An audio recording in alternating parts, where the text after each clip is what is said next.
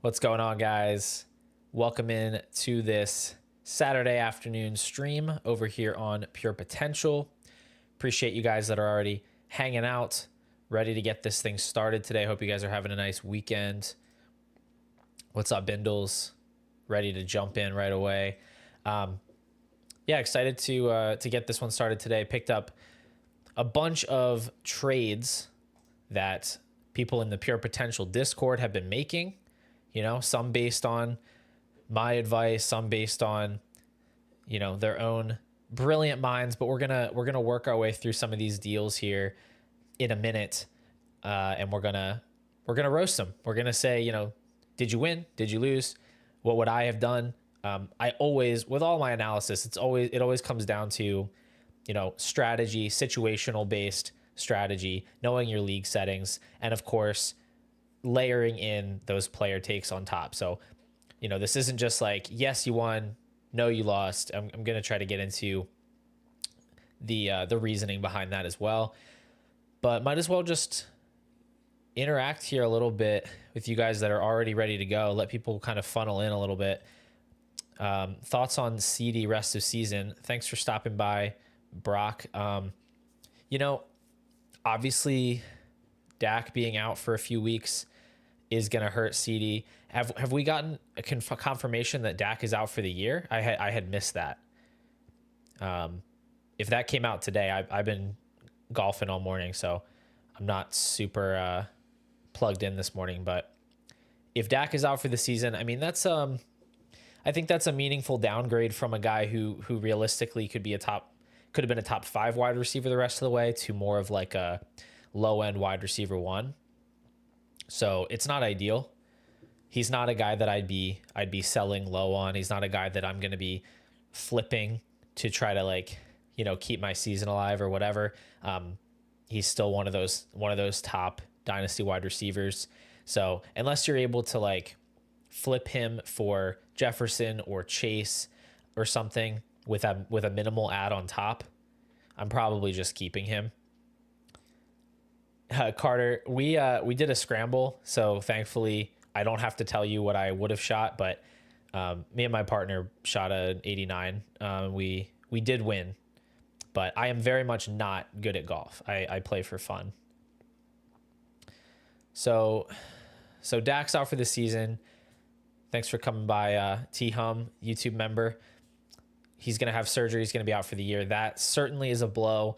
That really sucks for contending teams that were relying on him. You know, I know he hasn't been super strong recently, but still one of those guys you can plug in most weeks and expect to get, you know, low end QB1 production at least. So I think probably a good buying opportunity for Dak. It seems like every year there's some sort of low point with his value, but you look at how he's finished most seasons over the last like 5 years. He's had like 3 seasons of 20 plus points per game in 4-point passing touchdown leagues. That's really, really strong. Last year he was the QB4, I think. So this is a buy low moment. I think, if you can get him for, people are going to be selling him probably for like late first value. You can probably sell him. You can probably get like Dak plus for Goff or Mayfield or somebody that a contender can use the rest of the season. So I think there's some creative ways that you could use this to your advantage, but definitely a downgrade for Lamb, for Jake Ferguson, for Rico Dowdle the rest of the way. Huge blow to those of us relying on Dalvin Cook, Jalen Tolbert. No, I'm just kidding. Those guys obviously useless either way. But I realized this is like the 3rd stream in a row that I was drinking one of these. I need to reach out to Sparkling Ice and see about getting a sponsorship. All right. I do see you guys dropping more and more questions here, and I would love to get to those, but I did queue up a bunch of these trades that I want to talk about. So that's going to take priority, but I'll try to sprinkle in some of the questions here as we go, and then I'll take some more questions towards the end. I will touch on Jonathan Brooks real quick, just because this is some pretty relevant news. Didn't get to touch on it in this week's video, but Jonathan Brooks, he's supposed to play this week, but we get the news of the Chuba Hubbard extension. It doesn't make a lot of sense for the Panthers, like just the combination of all the decisions they made. I don't think the contract for Hubbard is unreasonable at all. Like, he's been playing well. It's just peculiar for them to have spent the pick on Brooks in the first place and then to find themselves in this spot. It's odd team building for sure, but now they've got Chuba locked in. It's, if it was a better offense, I wouldn't be that worried. Like, we've seen Montgomery and Gibbs succeed. This isn't going to be that, because they don't have a quarterback. They don't have this high-flying offense where they're going to have the most expected fantasy points in the league for running backs. So I'm certainly cashing out for any future first-round pick if that's still something that you can get done, even if it's a 2027 first. That makes me very, I would just feel more comfortable with that than kind of rolling the dice on him getting the better end of this committee on a team that I don't ever, like, I just don't see any hope on the horizon for the Panthers the way they're running their team. So I would rather get out for that. I'm comfortable pivoting to, one of the older running backs and maybe trying to get a plus on top. Like, if you can go and get David Montgomery plus, or you can get Jacobs plus, or you can get who's another good one in that range, Tony Pollard. There's a lot of guys. Or you could trade him straight up. If you're a contender right now, I really wouldn't even care if you traded him straight up for Joe Mixon, someone like that. So I think there's ways that you can still move him and capitalize on value, but I really struggle to see his ceiling with how well Hubbard has been playing and how this team projects as an offense, next year and beyond. I don't know what their plan is going to be. But he is still a good player. I haven't heard anything there's anything wrong with his injury. He's supposed to play this week. Maybe it's taken a little bit longer to ramp him up than they expected, but I don't think there have been any complications per se. All right, let me get this one in real quick from Peter, YouTube member here, and then we'll get into the trades. He said, just got an offer for DK, Javonte Williams plus a first, a late 2025 first, 12-team, start 10 PPR. That seems fair to me. Like, that seems pretty even. I have DK in the base first tier. So, a late first would be a little bit below that value. Javante's probably about a late second. So it's that you say you're contending. I'd probably just hold on to DK for that. Unless when you say late first, if there's a chance it's like the 106, 107, like it's kind of a playoff bubble team, then I could see taking the first there. Otherwise, I think you can just hold on. Oh, man. I can't pass up on a chance to talk about Josh Downs real quick. I always have to talk about Josh Downs. Dontavian Wicks, Jerry Jeudy, and a 2026 second for Josh Downs. Yeah, you should pay that for Downs easily. Easily, no hesitation. Always love a good 3-for-1 deal where you're getting a great player and you're not giving up anything of significant value. All right, so let's talk about some of these trades. First of all, here's a trade I actually made this morning. I tweeted it out. I said, got a trade done on the golf course this morning. I was in a negotiation with one of my friends who is currently in a rebuilding spot. I am on the cusp of the playoff bubble. My team is like 3rd or 4th in points, but I've had really bad matchup luck. So I'm pushing hard to make the playoffs. Just lost to Olave for this season. I went ahead and made this deal. And I sent him Chris Olave, Bucky Irving, Jameis Winston, and a second for Tyrone Tracy and Josh Downs. The second belongs to the current number 2 seed in the league. It's going to be a bye week team. So, that's 209 at the absolute earliest. I think this guy's got a really good shot at making the finals. So very late second. I didn't really need Winston. I'm a contending team with Kyler and Jalen Hurts and Geno Smith. So, I'm plugging Geno in for Kyler's bye next week. After that, I really shouldn't need Jameis Winston unless something has gone horribly wrong for my team. So he was kind of just a throw in there. And then it comes down to Olave versus Downs, and it comes down to Tracy versus Irving. I personally prefer Tracy to Irving because I see a clearer path for him to just be the starter, right? We've already seen him take on that high volume role for the Giants. He is the starter there. Whereas with Bucky, it's more of an even split with Rachaad White, who is still going to be under contract with the Buccaneers next season. So I like Tracy's opportunity to be a more high-end contributor like right now and next season as well. And then Olave versus Downs, I think that our perception of Olave is very high. I certainly have a high opinion of him as a player, but I think, with these concussions, him being out for the season, the Saints organization kind of in shambles right now. Like, they fired Dennis Allen. They're in absolute cap space purgatory. It seems like next year is going to be kind of a nothing season for them. They're going to have to get out of all these bad contracts. They're still going to have Derek Carr at quarterback. They really have no ability to maneuver around that. And so I'm not that excited for Olave next year in that situation. And then they probably don't extend him because they just don't have any money. And then maybe he goes elsewhere, but he would still have the 5th-year option. I would assume that they picked up his 5th-year option. I don't know. That's neither here nor there. I did tweet out Chris Olave in year 2, 0.27 targets per outrun. Josh Downs in year 2, 0.32. I'm not going to read all the stats. Basically, Josh Downs right now in his second season is pacing for a higher targets per outrun, yards per outrun, first retarget percentage, first downs per outrun, and a higher points per game, about even points per game. So I don't know that we should actually view Olave as like a significantly better asset than Josh Downs moving forward, especially with Downs being like a year and a half, 2 years younger, not having the concussion problems. So I'm viewing them as mostly a wash here. I think this is a fair trade for both sides. And it's been funny to see the responses to this because some people are saying that I kind of crushed it, and then other people are saying I got absolutely fleeced. And that's typically how you know it's a pretty fair trade. Toronto Dave, what's up, man? Thank you for stopping by today. Appreciate it. Yeah, Olave is on IR. He's probably out for the season. It's not exactly confirmed, but that is the expectation that he's going to be out for the year. There's really no reason for them to rush to bring him back. They don't really have any hope for their year. So, all right, that's my trade.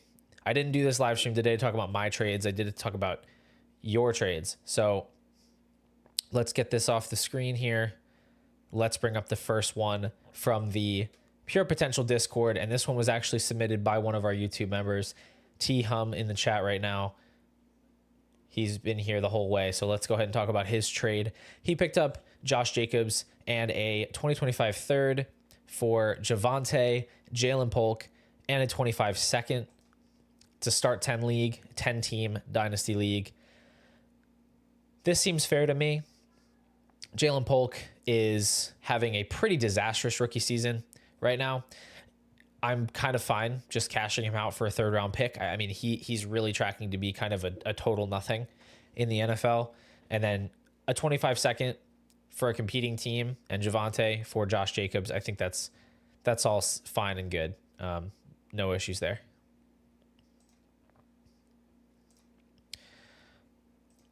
All right, this next one comes in from Meyer in the Discord. 10-team, start 10, 2-quarterback league, rebuilding. So sending away Andrews, Montgomery, and a 3rd. Sending away Andrews and Montgomery certainly makes sense on a rebuilding team. Picking up a 25 first, 2 seconds, and a 3rd. I think that's a great return for those assets to get a 1st in a trade involving those guys when I don't think either of them is really worth a 1st in their own right. And then getting 2 seconds on top of that. I think that is great work for a rebuilding team. That's a nice one. All right. Clanger 34, 12-team start 10, PPR, Superflex, rebuilding team, sending away Leggett, Coleman, and a 2nd for Downs and a 1st. All right. I'm not sure how you got this one done, but that is an easy win for your side. I'm not quite sure what the other manager is seeing here. You know, a 1st-round pick for Keon Coleman, like that's on the high end of his value, I'd say. And then to get Downs and a 3rd for Leggett and a 2nd is just so by far in your favor. It's a little bit crazy. So just flexing on us here, I guess. Easy one. Next one comes from Vert, 10-team, start 10, Superflex, PPR, half-point tight end premium, rebuilding team, picking up Adunze for Winston, Rudolph, and Waddle. I like this one. You know, Waddle is a guy I've defended a lot, and I still think he's a really good player. The Dolphins' offense right now is just not catering to him at all. They are much more interested in throwing screens to Achane and Jonnu Smith than getting their highly paid wide receiver involved. And that's unfortunate for people holding Waddle. But I think Adunze is kind of starting to come into his own a little bit. And I think there's a good chance that he enters the offseason with some momentum and is the higher valued between these two. And so when you think of this as a rebuilding trade, you're not using Winston. Rudolph is useless. To go ahead and get the guy that has more positive momentum working for him, I think, is a good one. I'm still down to buy low on Waddle, but I'm fine moving him here. All right. We got another 12-team Dynasty Superflex, half PPR. Competing team sending away Jordan Addison for Aaron Jones. I am not the biggest Jordan Addison fan, but I do think that this is a little bit of an overpay, I think, for Jones. I mean, Addison, he's hanging out around that early 2nd kind of value right now. Some people have him higher than that. Jones is more of a guy that I think is worth like a mid to late 2nd. When you think of, you know, where we're at in the season, we've got 8 games left for him. If you make the finals of your league, you're getting 8 games out of Aaron Jones. He turns 30 in December. Who's to say, you know, probably comes back next year, but he, at his age, is always at that risk of kind of one more injury or he loses a step and then that's kind of it for him. I'm not sure I would send a young receiver like Addison for Jones. I think you maybe could have aimed higher. Maybe you could have sent a different asset for him, but I don't think it'll kill you. But I'm not sure that it's going to move your winning odds enough to justify what will certainly be a loss in value over the offseason.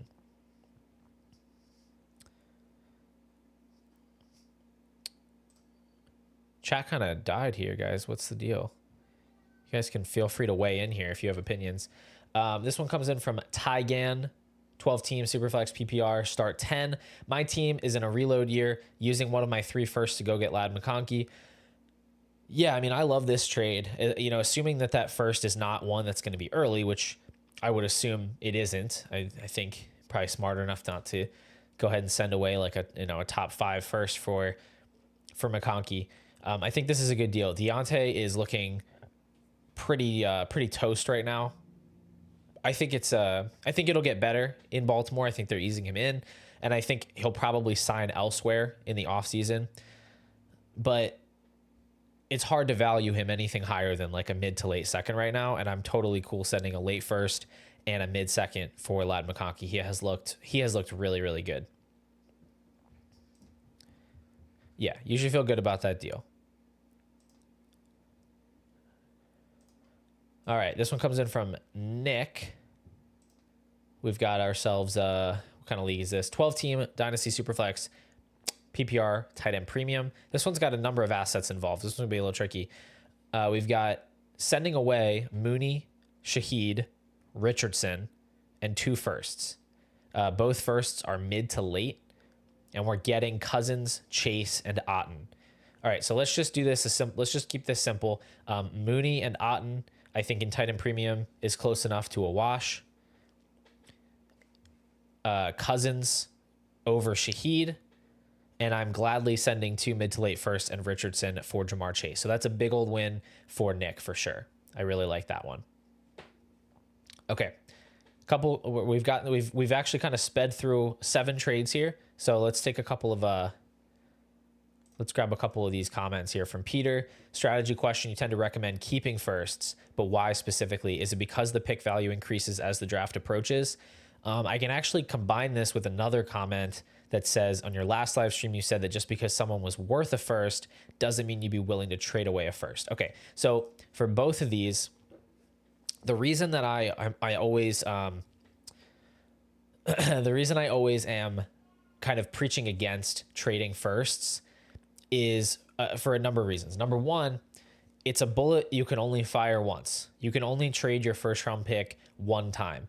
And because first round picks are so universally valued, you want to make sure that the deal you're getting with that first is kind of a premium trade for you. Like it's a win for you. If it's just a neutral deal on paper to trade away your first, I would just as soon hold on to it and wait for a better deal, because at some point somebody's going to value that first more. And if you're just getting even value for it right now, you can be certain that that first will be worth more in the offseason, or it'll be worth more during your rookie draft. So it's basically just a scarcity thing. You only have this one opportunity. So it's like, could you go out and trade your first right now for Joe Mixon? Yeah, you could. On paper, trading like a late playoff first for Joe Mixon, I think is fair value. I think he's worth about the same amount as a late first. But I don't really want to do that, because I'm thinking about after the season's over, where is Joe Mixon going to be valued versus where is that first going to be valued? And what if my team gets bounced in the first round of the playoffs? Now we're looking at the 7th, the 8th pick in the rookie draft for a 29-year-old running back. You know, those assets are going to be valued very far apart when the offseason hits.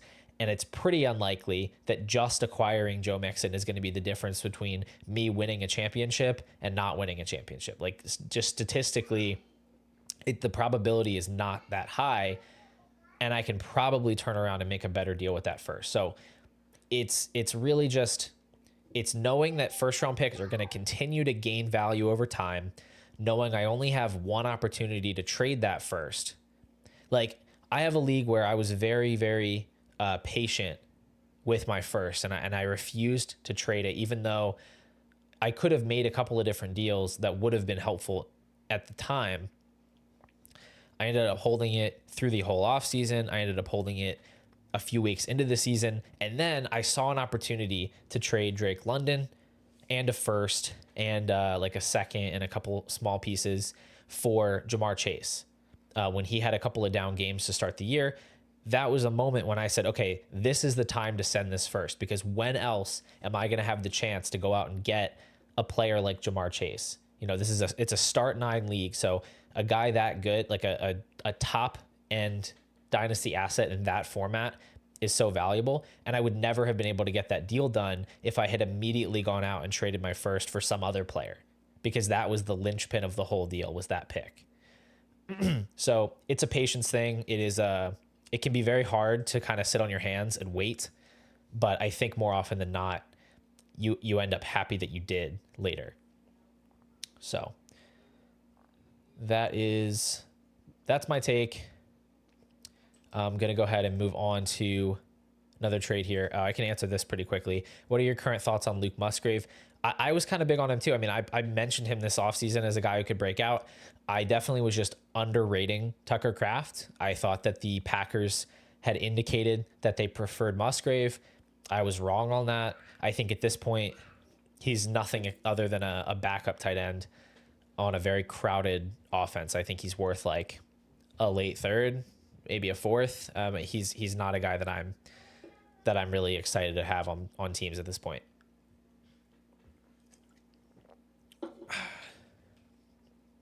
All right, let's keep this thing rolling.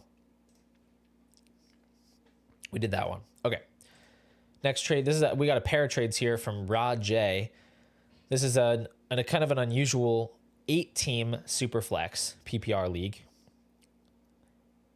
Getting Connor and Njoku in these deals, contending team. So sending away a 2027 second and a 25 third for Connor. That seems even to me. Trading Tolbert, Eric All, and a third for Njoku is theft. I mean, that's 3 assets with very little value. If this was before Eric All tore his ACL, maybe a little bit more justifiable for the other side, but even still, Tolbert is a roster clogger. A third is, in the grand scheme of things, pretty insignificant. I think that's a really good deal to go out and get a very good tight end. And in an 8-team format, you really need to have a decent tight end. So I think you did well there. All right, and now we have this one. I kind of considered skipping this one just because it's kind of complicated, but I like that we have some sequential deals here. We can kind of see how this all went down. We have 3 trades in order the last 2 weeks from AJ DeBeast, and they're in order, so top to bottom. So first he traded Garrett Wilson and a third for Dak, Addison, and a fourth. Unfortunately, that trade has really not aged well because Dak is now out for the season. I think Garrett was already valued over Dak prior to that. Now Dak takes another hit to his value. Addison not super thrilled about him. But he makes that deal. He has Dak in his back pocket here. And then he goes ahead and trades Addison and a third for Josh Downs, a second and a fourth. That definitely helps. That's a good trade. Downs should be valued ahead of Addison quite easily. I think that there's basically no argument to make the other way. So to get the second in that deal is pretty great. And then we have the last trade, which I'm not a huge fan of, sending away Goodson and a fourth, whatever. That's nothing. But Achane and Josh Downs for Marvin Harrison. I would very easily take the Achane and downside there. I have Achane and Harrison ranked quite close to each other in Dynasty. Downs makes it pretty lopsided to that side of the deal. So I think overall, kind of a net loss to end up a net loss here overall, but not one you can't overcome. You still have Dak, you still have Marvin Harrison, you still have that extra second. So still a good package of assets there, but I don't think these deals necessarily had to be made. All right. From Coretrex, one of our very active Discord users, he has a couple deals here back to back. Same trade partner, 12-man Superflex PPR Start 9 League, heavy rebuilder, sends away Jacoby Myers for a second. You know, lucky you, man. I have Jacoby Myers on a rebuilding team, and I can't get any interest for him. The dude just goes out and gets 8-9 targets every single week, and the contenders are like, I'm good. Don't worry about it. You can keep him. And meanwhile, he's just racking up points in the standings while I'm trying to get the 101. And then we have a second trade here, sending McCaffrey a third and a second for Pollard, a second and a first. Basically just McCaffrey for Pollard and a first. I think that's a fair return for McCaffrey. I think he could come out and make us all look silly tonight, or not tonight, tomorrow. And he could be, the Christian McCaffrey that we know and love for the rest of the season. And then all of a sudden his value recovers. But I think there's a good amount of downside risk with him with this injury that he's been dealing with, at his age. So I think taking Pollard in a first certainly is a way to mitigate some risk there. especially when you're a rebuilder and you're not even going to benefit from this 8-game stretch from McCaffrey. So I think that's a fine deal. All right, let's help out here for the memes for a second. I appreciate you coming by. Let's get this out of the way. Let's help you out here. 1 quarterback dynasty league, still competing. Quarterbacks are Richardson, Dak, and Lawrence. Oh, buddy. Okay. Need to grab Stafford off waivers. Friend said he would give me Stroud for a first and a third. I mean, I personally wouldn't. I really wouldn't want to send a first for another quarterback when you already have all those quarterbacks, because you're going to have a lot of trouble moving those quarterbacks later for value. I would just roll with Stafford personally. I think you just have to kind of let the season play out and just use Stafford and hope that he can play well. He's got Puka back. He's got Kupp back. I think he's capable of having a nice stretch run here. And I don't think you want to saddle yourself with that much quarterback value in a 1 QB league. So I would not make the trade. Allron, how do we send trade screenshots? You can send, so in the Pure Potential Discord, which is down in the description, you can join that for free. I just sent an announcement out 2 days ago saying, hey, I'm going to go live Saturday. I'm going to break down your trades. Send me screenshots. Send me your league info in the Discord. It was just right in there. And I'm just pulling them directly from that. So anybody that's watching, if you're not in the Pure Potential Discord, go jump in there. If you're not subscribed to this channel, consider it. I'd appreciate it. Putting out videos every week, edited videos that are well researched, that are carefully explained.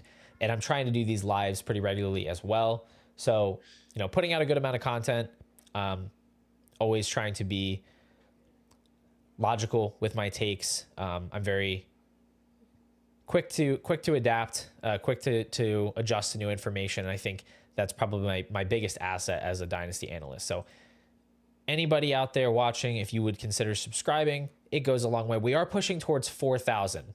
I would love to hit 4,000 before the end of this month. All right, let's keep on moving. Next trade comes in from from Brocadile. 12-team Superflex PPR Best Ball League, Tight End Premium Best Ball League.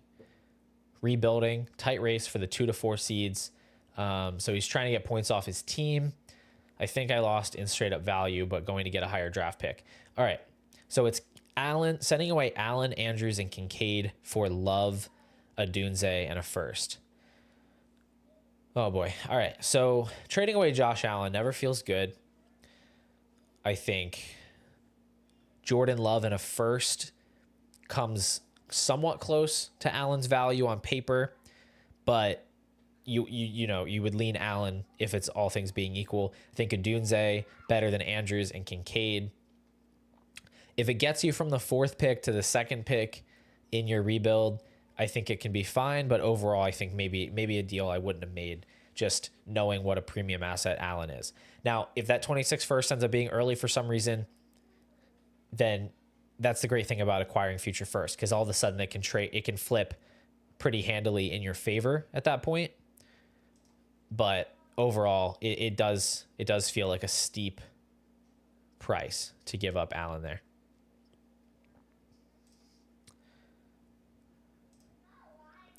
Brooks for Benson in a mid-second. I don't feel great about Trey Benson right now. I feel like you're just sort of, I don't know. I think that value is good on paper. Yeah, I mean, it's fair. I think I'd just keep Brooks, honestly. I think you can do better.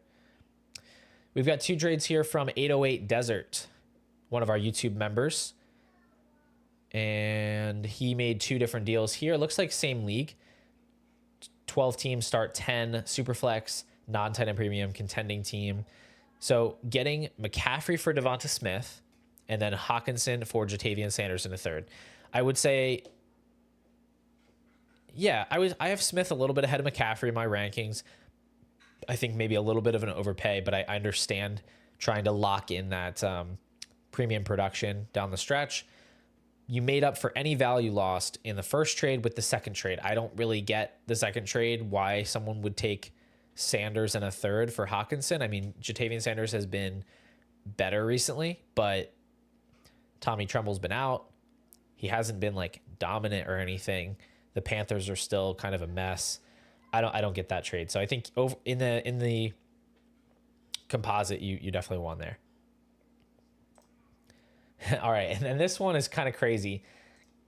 We have Killed by Sean in the Discord, who made, it looks like 6 different trades, flipping a rebuilding team to a contender. This guy collected a bunch of rookie picks, and then he just went shopping.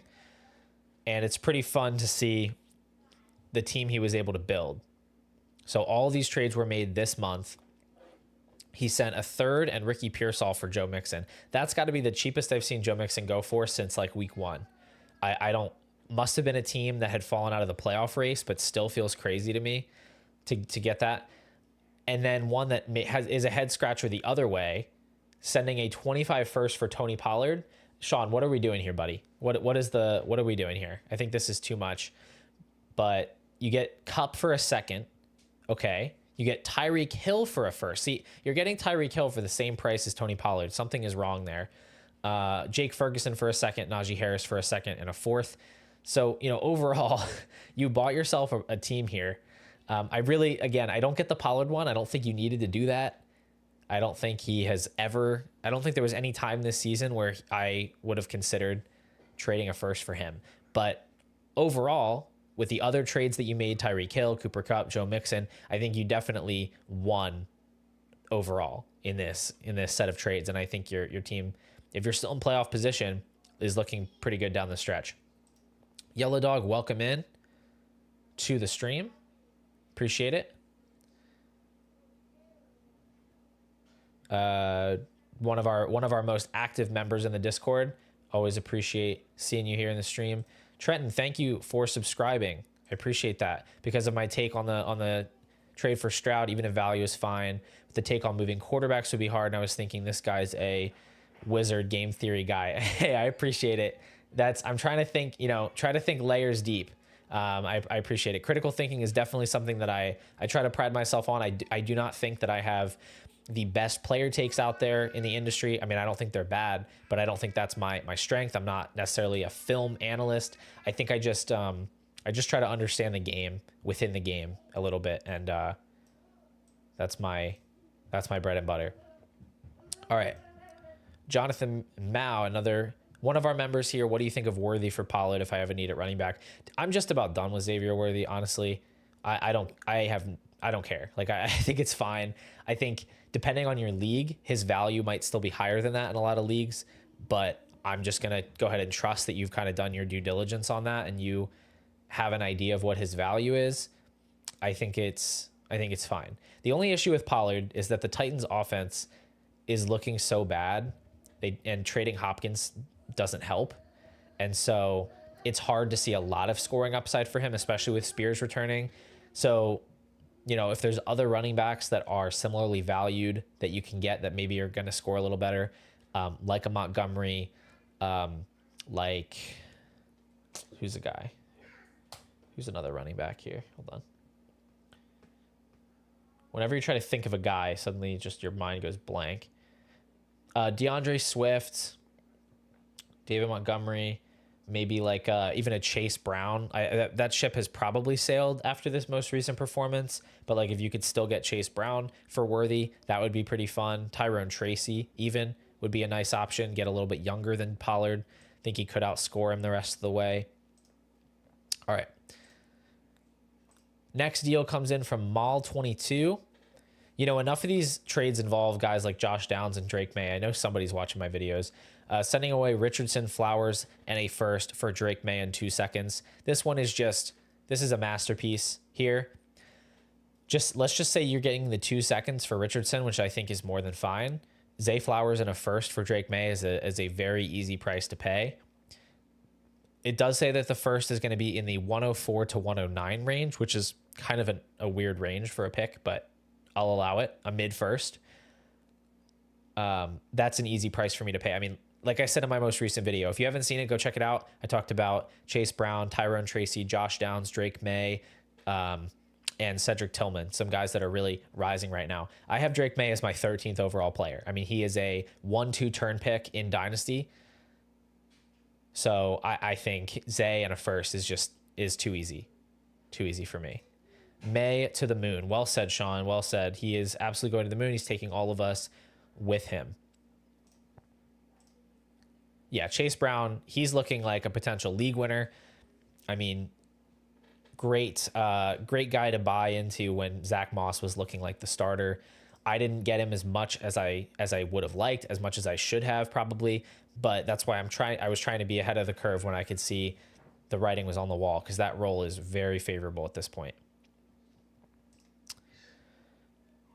All right. Next deal from 1BP. Oh, one. Yeah, he's in the first ever Pure Potential Dynasty League, currently 8-0. I'm trying to or 9-0. I'm trying to take him out this week. We are going head to head. I'm trying to end his undefeated season. We'll see. He made this deal with a different team though, rebuilding orphan team, 12-team Superflex, no premium. So setting away Hopkins, Kelsey, Tyreek, and a third for Freiermuth, Olave, and Brock Purdy. This would have definitely felt better before the Olave out for the year news. But I think for a rebuilding team, this is still a pretty clear win. If you fast forward to, February, March, Brock Purdy is absolutely going to be the most valuable player in this deal, with Hill hitting at age 31 season, Kelsey 35, potentially retiring, Hopkins turning 33. You're going to want Purdy. And then Olave will probably be the second most valuable player in this deal, possibly third, depending on how Hill finishes the year. So I still think that's a good deal for you, even with Olave, leaving for the going out for the season. Whoops. All right. This one comes from. Wait, where does this one? How did I get to this one? Oh, there it is.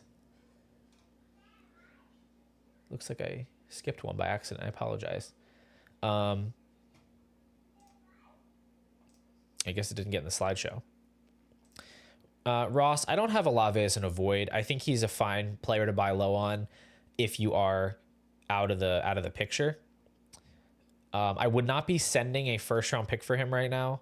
I just think that there's other things you can do with that first round pick, and Olave is going to be a guy who is not a liquid asset. He's a player where a lot of managers in your league are just going to say, no, I don't want him. And so I think that limits your flexibility. And so even if you could potentially get a value win, I don't like that you're locking up your team with a player that is going to be very hard to trade should you want to. So I'd rather keep a first. But if you can get him without using a first, like trade a couple of seconds, a second plus a lesser player, I think it's fine to buy into him, because I do still think he's quite a good wide receiver. I think he's actually been underrated in terms of what he's done this year, just because the Saints have been in a lot of really weird games, and he's also left a couple of games early. So I think next season, as he gets healthy, he's going to move back into a similar range, maybe a little lower range than he was to start this year. And I think people are going to be selling him for a lot lower than that. So worth getting. T-Hum, you ask, are we going to have more Pure Potential Dynasty Leagues in the future? I would definitely love to do that. I'm definitely going to do at least one in the off season. We'll see how many I can justify adding in the off season. I usually do a couple of startups at least every year. And at least one of those will be within. Now, you're a member. I can say with 100% certainty, I will be doing one for the members. So if anybody wants to get in a league with me, you'll have an easier time if you become a member. It's a much smaller group to choose from. But yes, I'll be trying to do a couple of those. Oops, didn't mean to click on that. All right. Oh, wait. Did I talk about this trade? No, I didn't. Baby Groot. 12-team Superflex PPR tight end premium start 10. I'm going to knock a couple of these out real quick. Sending away T. Higgins on a contender for Cooper Kupp and James Conner. I think this is fine.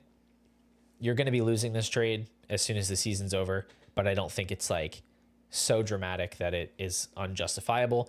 I'm not sure what Brandon Cook's purpose is in this trade. He's a droppable asset in Dynasty, but for the other two players, I think it's fine.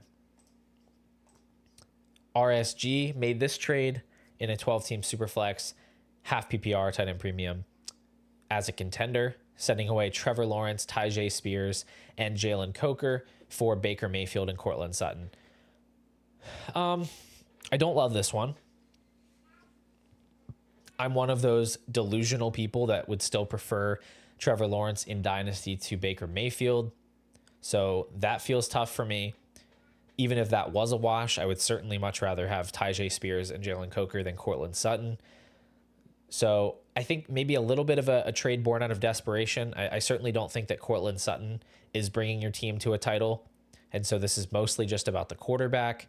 I think there are probably other ways to get a quarterback, trading, a couple of thirds for Jameis Winston, trading a second or even 2 seconds for Geno Smith. I think I would have preferred that angle as opposed to sending Lawrence for Baker. But I'm probably in the minority there at that point. I think Baker is ranked ahead of Lawrence on like Fantasy Calc, keep trade cut. So, what do I know?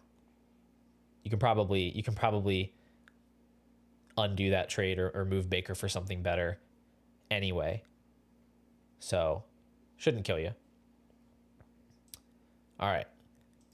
2 trades in the same league from Jake D. Snake, 10 team start 10 PPR Superflex contending team. When I say Waddle is a buy, this is exactly what I'm talking about.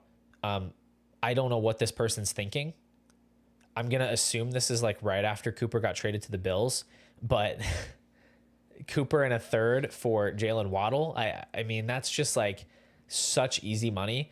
And then to go ahead and backfill Cooper with a different contending kind of win now wide receiver that is going to score more points than Amari Cooper the rest of the season, sending Troy Franklin in a fourth. So basically nothing for DeAndre Hopkins. I mean, you played this beautifully. You played the whole league, and you should definitely feel very good about that.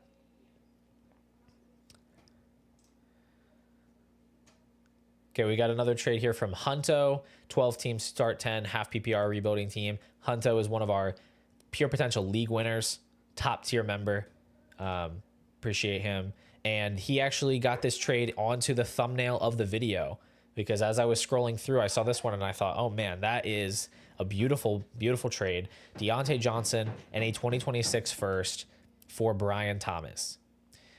I mean, I don't know what the other person is seeing to make them want to do this. I don't get it. Brian Thomas, I have him, I believe, as a top 20. Yep, top 20 overall asset in Superflex Dynasty leagues. Deontay in a first is a small price to pay. I personally have paid far more for Brian Thomas than that. So very well done. This is a great idea, Sean. Pure Delusion, a spinoff show called Pure Delusion. I have no idea what it would be about. Maybe just people making bad trades, I guess, and then roasting them. That could be something. I'll put that in the vault. I'll think about that. Oh, and I didn't notice when I was putting this one in. This is also Hunto's trade. 12 team start 10. I guess the same league based on his description. First and second and George Kittle for Brock Bowers. Okay. So if this is the same league and you got Brock Bowers and Brian Thomas for a grand total of 2 firsts, a second, Deontay Johnson and George Kittle, man, you've completely changed the trajectory of your dynasty team with 2 trades. I mean, you're getting 2 easily top 20 assets in dynasty for what feels like really, really small change. I truly envy you. All right, next one from RSG. You already had one in here, buddy. You're getting greedy here. You're lucky I didn't read any of the names before I put all these screenshots in.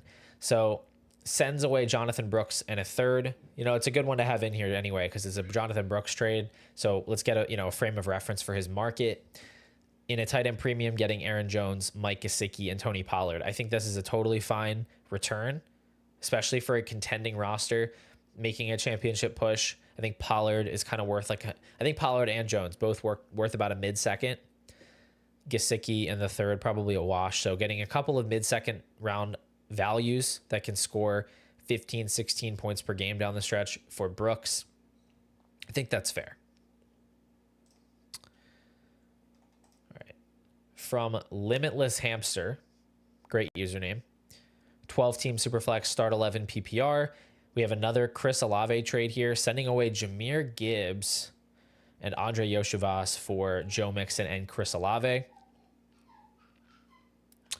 I mean, Yoshivas doesn't matter here. He is a true roster clogger. Doesn't have any value. I think it's kind of tough. I think it's tough to give away Gibbs now, knowing that Olave is out for the season. I think without Olave's injury, this would be fair. I think with his injury, now you're talking rest of season. It's just Gibbs versus Mixon. You're not really gaining much the rest of the way.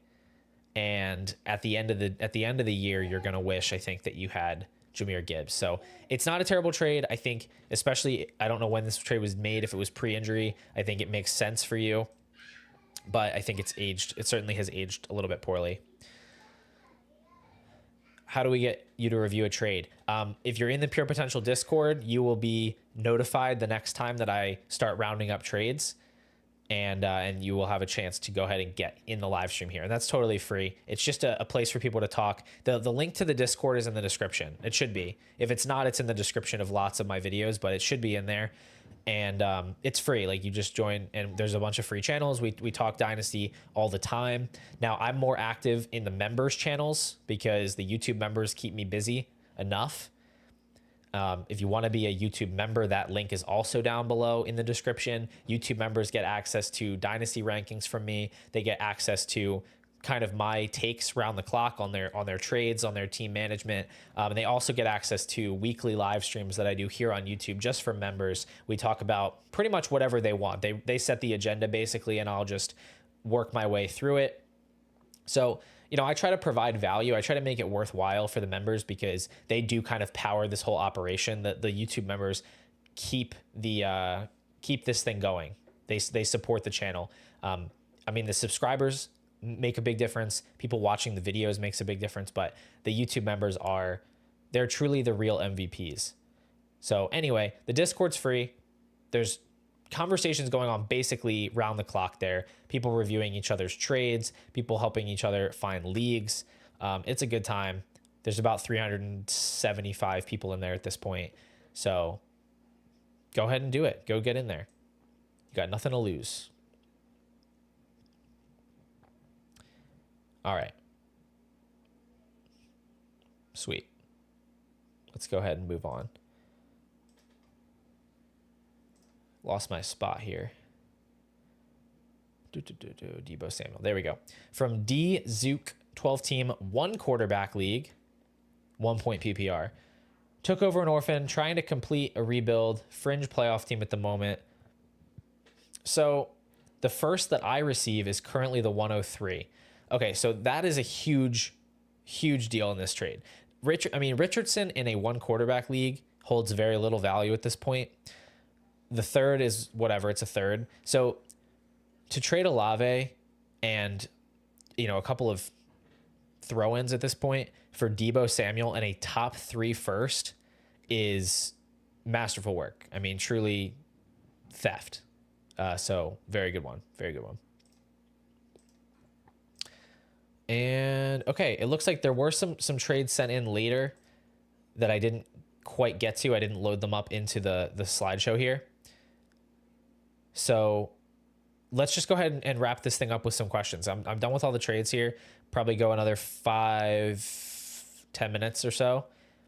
And let's talk about that. Meyer, how can you access the members Discord? I need to post something about this because it's my fault. It's not super clear. All you have to do is link your Discord account to your YouTube account. So if you go into Discord and go into the settings, you'll see a section for connections, and you can go into the connections section and you can literally just link your YouTube to your Discord by just logging into your YouTube account. And at that point, you will automatically be given the members role, and you'll be able to access the members chat. You'll be able to access the Dynasty rankings, and you'll be able to access a channel where I actually post all of my completed Dynasty trades that I make. So if you have any other trouble with that, you can just message me in the Discord. You can tag me, but that should take care of it for you. All right, let's knock out a couple of these. Scott Leggett, how long does it usually take new Dynasty players to realize that picks are not as valuable as they may think? My league thinks top quarterbacks are worth only 1 first-round pick. I mean, honestly, I've seen the opposite problem before where people don't think their rookie picks have any value. So I think it just depends on the group of people you're playing with. And also it would depend if this is a 1 quarterback or a super flex league. Because if it's a 1 quarterback league, they're not all that far off. But if it's a super flex league, obviously they are. And I think what you really want to do, I can't answer your question. I don't know how long it's going to take them, but what you can do is if you see that your particular league has some kind of inefficiency, you then want to figure out how can you exploit that inefficiency. So if they think rookie picks are insanely valuable, then go and trade them your rookie picks for a massive profit. Like if that's what they think that they're worth, then go trade your first round picks for their players, and you'll be winning. So that's what I would say to do. Have the opportunity to trade away Bowers. Okay, well, first of all, if you're trading away Bowers, that's never an opportunity. No, I'm just kidding. Pitts in the 101 is actually that's actually a pretty strong offer for Brock Bowers. I think it doesn't say here whether this is a tight end premium league. I think in a tight end premium league, this is pretty close to even. I think if this is non-tight end premium, I would take the pick and Pitts, as much as it sucks to trade away Bowers. I think that's enough value. The 101 in Pitts in a non-tight end premium league, super fair. Okay. Joshua Jacobs, I don't think I saw you receive this one that I sent. Okay, so this is one that was sent in the chat. I didn't get to. Ayuk, receiving Ayuk a second for Najee, Tillman, and Mitchell. 12-team Superflex, half PPR rebuild. Okay. So I'm a little bit nervous about Ayuk. He's definitely the best player in this deal. So you got the best player, and you got a second. I think Najee in the second is probably a wash. So it's Tillman and Mitchell for Ayuk. Yeah, I think that's fair, especially because, you know, as a rebuilder, you can wait with Ayuk until the offseason. I think at some point in the offseason, we're going to get the report that Ayuk is like ahead of schedule, that he looks great out there or whatever. You're going to get some report that is favorable, and then people are going to get more excited about him. And I think at that point, I'm probably going to be looking to trade him, because I'm very concerned about just the extent of the injury, with it being ACL and MCL, with it being, you know, about 2 months into the season. I think that's concerning, and I'm worried that he's not going to get up to 100% at all in 2025. So I think I would look to make an additional trade later, but I think that you won this one unless Tillman actually goes full on Nico Collins on us here. Carter, I see you've been in the chat a little bit trying to get this one answered. I apologize. Let me just help you out here. Trade Dowdle in a late first for Josh Downs. I certainly would. I've gotten to a point with Downs where if I have a first or my first is looking very late, especially if I'm like a bye week team, I'm totally fine sending that in a trade for Josh Downs. I have him, like I said in the video this week, up around Higgins, Metcalf, Adunze, those types of guys. So that is fine with me.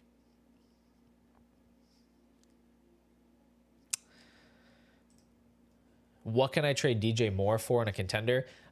I'm not sure what you can trade him for. He's not at an age where a non-contending team is going to want him, and he's not productive enough that a contending team is going to want to send you one of their good players for him. I think you just kind of have to hold on right now and hope that he can get a little bit more, hope that he can bounce back, because he is getting targets, but he has one of the highest uncatchable target rates in the league. So you'd have to assume regression is going to hit at some point. He's going to have a big game. I think you probably just hold tight. Yo, Bindles, where you been? You were here before, or you're popping back in for the end of the stream here, I see. We're just about to wrap this thing up in a few minutes. Parker, absolutely thank you for hanging out and coming in and watching the live stream. That is my aim, for everybody to learn, just to learn how the game works a little bit better, you know, how to think through these types of situations. It's a lot of deep strategy in Dynasty. I think people kind of overlook in favor of like, this player is better than this player. I don't think that type of analysis wins leagues a lot of the time. So that is where we are sitting right now. All right, Bindles, want to know pivots off of Dak if you're still looking to compete. My gut says buy a Flacco or Jameis type and try to hold it down. Yeah, I think it's going to be really hard to trade Dak for what I think is his value. Like, just looking at where I have him ranked, I haven't updated this since the news that he's out for the year. I have him just behind Brock Purdy, same tier with Lawrence a little bit further down. I had him ahead of Baker prior to this injury.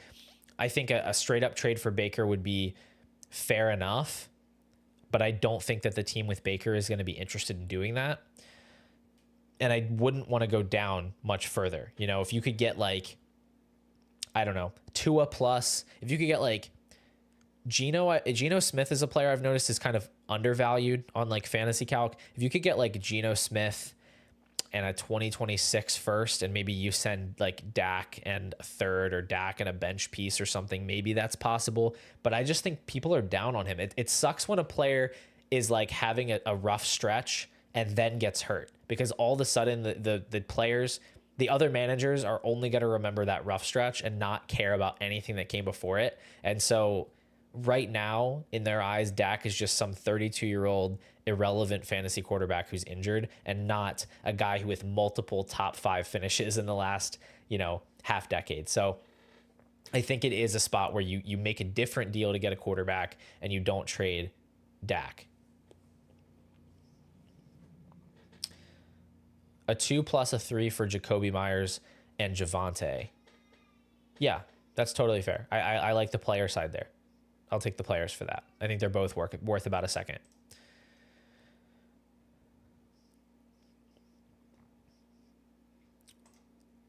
How much do you value a 2026 first compared to a 2025 and 2027? So the way that I see it is I actually really like acquiring firsts that are 1 year out. I like acquiring those firsts that are 1 year out because there's more variance in where they're going to land, right? Like at this point in the season, we know where firsts are pretty locked in, like the ranges they're going to fall in. Whereas a 26 first, even if a team is really good, they can get absolutely slammed with injuries. Like we've seen this year, tons of high-end players going out for the year. If you lose Dak and Lawrence and Rashee Rice and Brandon Ayuk and Chris Olave and whoever else, your first is going to end up a lot earlier than you think. And so at this point, I'd rather have someone throw in a 2026 first to a trade as opposed to like one of your better teams in your league trading you their 2025 first.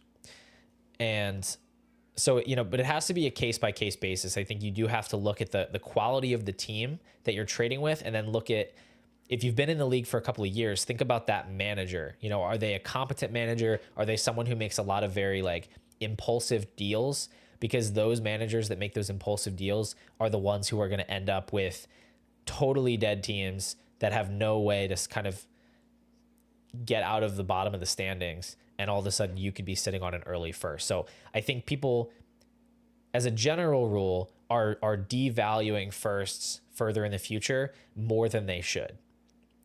And I have noticed that one rule that combats this in leagues is making managers pay ahead for the years that they trade their firsts, which I do think is a good way to keep a league from falling apart. But it does make it a lot harder to convince people to trade those firsts away, because they don't want to have to shell out $50 or $100 to pay for that season in order to do it. Coop, I prefer Fantasy Calc most of the time over keep trade cut, because I think it's higher stakes. The values are generated based on actual trades instead of people just like clicking buttons on the screen when they go to keep trade cut. So I do prefer Fantasy Calc. But I do think Keep Trade Cut reacts quicker. And so I think it can be a useful tool when something drastic happens for a player, like someone has a breakout performance or somebody gets injured. I think you're going to have a clearer idea of what their value is on Keep Trade Cut before Fantasy Calc can actually register enough trades to recalibrate. So I think the value of Keep Trade Cut is seeing those really fast moving players and seeing, I think you can often get a better reflection of their value on Keep Trade Cut than Fantasy Calc. But over a longer time horizon, I think Fantasy Calc is more accurate. All right. We're going to wrap this thing up with this question right here. Easy one. Bears, JSN in a fourth for Waddle in a second.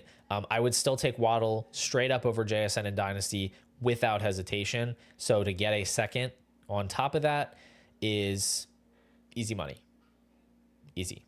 Take the Waddle side. He's a better player than JSN. All right, guys. Hey, if you've been hanging out here this whole time, or even just for part of the time, I really appreciate you guys coming out to watch. We're going to wrap this thing up. I want to remind you one more time, if you're not subscribed to the channel, please go ahead and hit that button. I would greatly appreciate it. If I didn't get to your question today, that's my bad. Doing my best here. But if you keep coming back, I promise you, I will be getting to your questions. And obviously there is, just put it out there, one way for me to answer all of your questions whenever you want, which is to become a YouTube member. So if you're interested in that, go down below, hit the join button. That is the #1 way that you can support this endeavor here on YouTube. Anyway, hope you guys have a great Saturday night. I hope you win all your matchups this week. I hope you're making the fantasy playoffs. And I hope you're winning all your trades. Okay? So have a great night, everybody. I will talk to you guys soon.